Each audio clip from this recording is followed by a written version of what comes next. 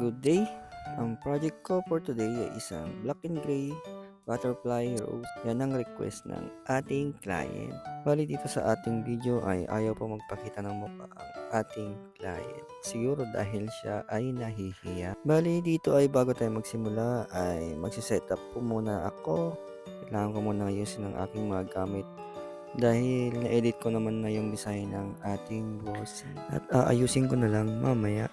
Bali ang gagawin po namin dito sa tattoo ng ating bossing ay matakpan lang po yung kanyang lumang tattoo. Kaya itong design na to ang kanyang napili para dun sa tatakpan na luma niyang tattoo. Bali di rin biro yung design na napili niya dahil medyo ma-details po yung atake ng kanyang design. Pero syempre hindi natin yan hihindian. Go lang yan. Sa mga ganito kasing mga pesa ay talagang kakainin yung oras mo.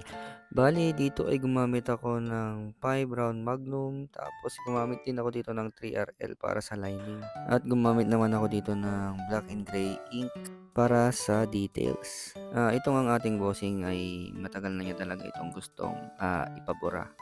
Bali naghanap pa talaga siya ng design na babagay dun sa luma niyang tattoo para ito ay matakpan. Dahil sa yun nga, may kalumaan na.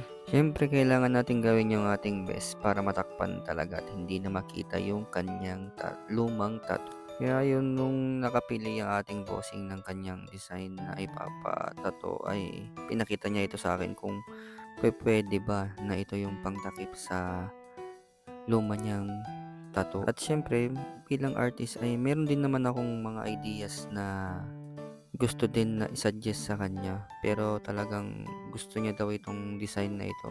At matagal na talaga daw niya itong pinag-isipan. Kaya nung nakapag-ipon-ipon ng ating bossing ay agad-agad po siyang nag-PM sa akin at in-schedule ko siya agad on the spot dahil wala din naman akong client that day. Kaya isinalang ko na siya agad bago pa may mag-walk-in dahil talagang napakahirap naman mag-handle ng mga client lalo na sa mga walk-in. Lalo na kapag busy yung mga kako-artist ko ay napakahirap talagang mag-set ng oras para sa mga nagwo-walk-in na mga client. Bali ito na po pala yung finished product mga kaputi. A total of 3 hours ng aming session. Yan, napakaganda po. Bali ito na po yung rose butterfly ng ating bossing na black and gray. At humihingi naman po ako ng konting suporta sa inyo.